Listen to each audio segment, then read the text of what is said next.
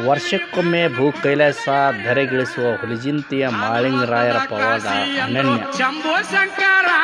ಇದರಲ್ಲಿ ವಿಶೇಷವಾಗಿ ಗುರು ಶಿಷ್ಯರ ಭೇಟಿ ನೋಡುವುದೇ ಒಂದು ಸೌಭಾಗ್ಯ. ಮಾಳಿಂಗರಾಯನ ಭಕ್ತರು ವಿಶ್ವದಗಲಕ್ಕೂ ವಿಸ್ತರಿಸಿದ್ದಾರೆ. ಇವಾಗ ನಾವು ಒಬ್ಬ ಶಿವನಿಗೆ ಡೊಳ್ಳಿನ ಮೇಳನ ಜೊತೆ ನಮ್ಮ ಸಂದರ್ಶನ ಮಾಡಿದ್ದೇವೆ.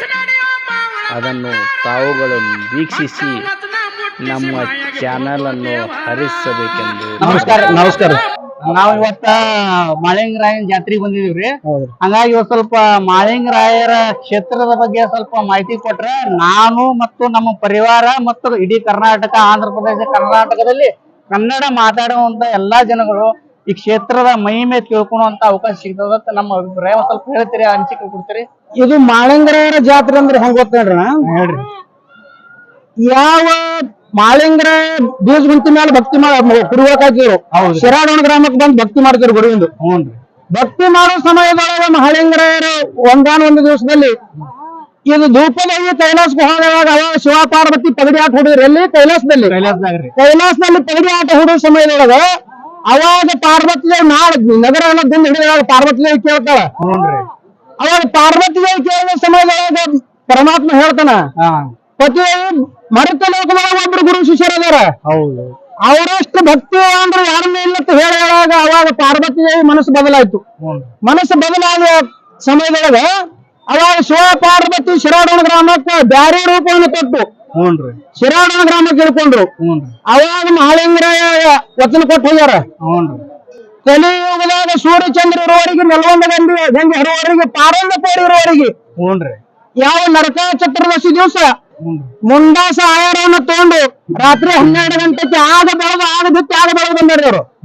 ಅಂತ ಒಂದು ಮುಂಡಾಸ ಆಹಾರವನ್ನು ತಂದು ಇಲ್ಲಿ ನರಕ ಚತುರ್ದಶಿ ದಿವಸ ಇಲ್ಲಿ ಮುಂಡಾಸ ಆಹಾರವನ್ನು ಮಾಡಿ ಹೋದ ಸಲುವಾಗಿ ಆ ಗುರು ಶಿಷ್ಯರ ಮುಂದೆ ಭೇಟಿ ಕಾರ್ಯಕ್ರಮವನ್ನು ಇಟ್ಕೊಂಡು ಮುಂದೆ ಮರುದಿವಸ ಅಮಾವಾಸ್ಯೆ ಆದ ಮರುದಿವಸ ಭೇಟಿ ಕಾರ್ಯಕ್ರಮ ಆಗ್ತದ. ಹಿಂಗ 3 ದಿವಸ ಇಲ್ಲಿ ಜಾತ್ರೆ ನಡೀತದ.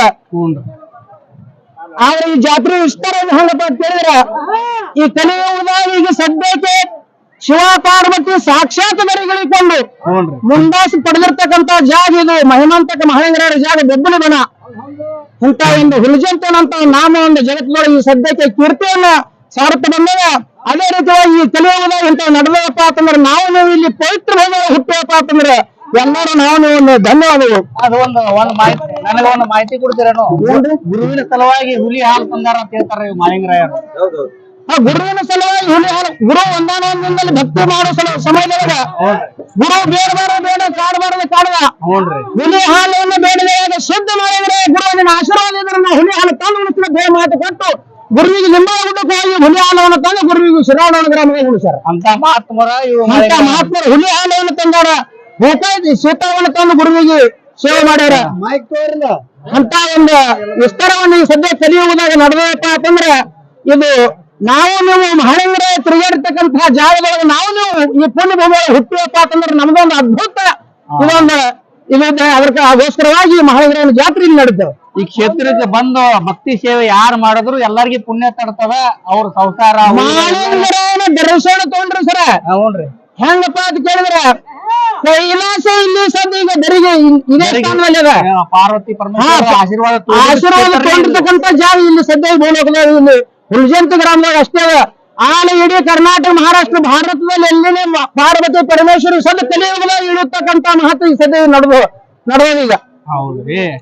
ಆಯ್ತ್ರಿ, ಮಾಹಿತಿ ಕೊಟ್ಟಿದ್ದಕ್ಕೆ ಧನ್ಯವಾದಗಳು. ನಿಮ್ಮ ಮಾತುಗಳನ್ನು ಕರ್ನಾಟಕ, ಮಹಾರಾಷ್ಟ್ರ, ಆಂಧ್ರ ಪ್ರದೇಶದ ಎಲ್ಲಾರು ನೋಡಿ ಅಂತ ಪುಣ್ಯವಂತರಾಗಲಿ ಅಂತ ಆಶಿಸ್ತೇನೆ. ಧನ್ಯವಾದ.